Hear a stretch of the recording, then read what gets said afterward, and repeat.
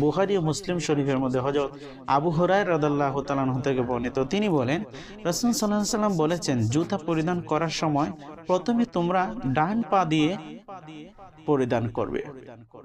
তাহলে আমরা বুঝতে পারলাম জুতা যখন আমরা পরিধান করব তখন ডান পা দিয়ে আমরা জুতা ব্যবহার করব এবং খোলার সময় বাম পা আগে খুলতে হবে।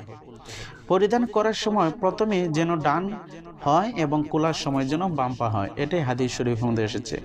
অপর হাদিস শরীফের মধ্যে এসেছে সহিহ বুখারী ও মুসলিম শরীফের মধ্যে হযরত আবু হুরায়রা রাদিয়াল্লাহু তাআলা আনহু থেকে বর্ণিত, তিনি বলেন রাসূল সাল্লাল্লাহু আলাইহি ওয়াসাল্লাম বলেছেন, একটি জুতা পরিধান করে হাঁটবে না।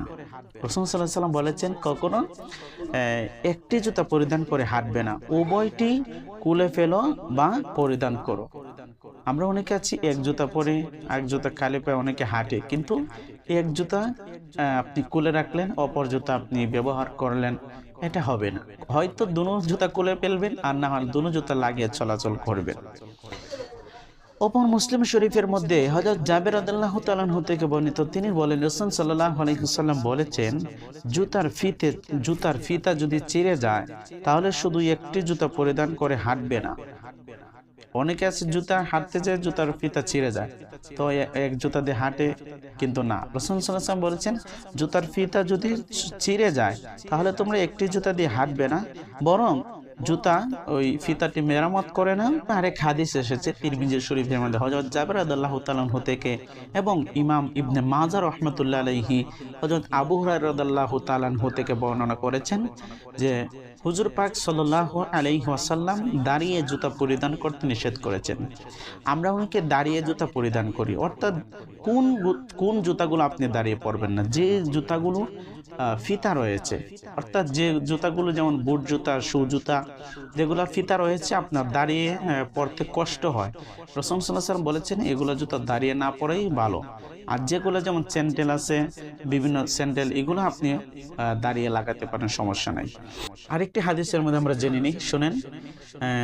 ইমাম আবু দাউদ রহমতুল্লাহ আলাইহি হযরত ইমাম আবি মুলাইকা রহমতুল্লাহ আলাইহি থেকে বর্ণনা করেন, কোন ব্যক্তি হযরত আয়েশা রাদিয়াল্লাহু তাআলা আনহাকে বললেন জৈনিক নারী পুরুষের মতো জুতা পরিধান করছে, তিনি বলেন রাসূল সাল্লাল্লাহু আলাইহি ওয়াসাল্লাম পুরুষের জন্য যেগুলা পুরুষদের জুতা রয়েছে এগুলো পুরুষ ব্যবহার করবে, আর যেগুলা নারীদের ডিজাইনে রয়েছে সেগুলো নারীরা ব্যবহার করবে।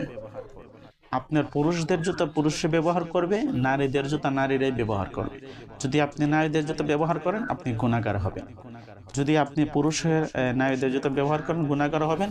আর কোনো মহিলা যদি নারী হয়ে যদি সে পুরুষের জুতা ব্যবহার করে তার গুনাহ হবে।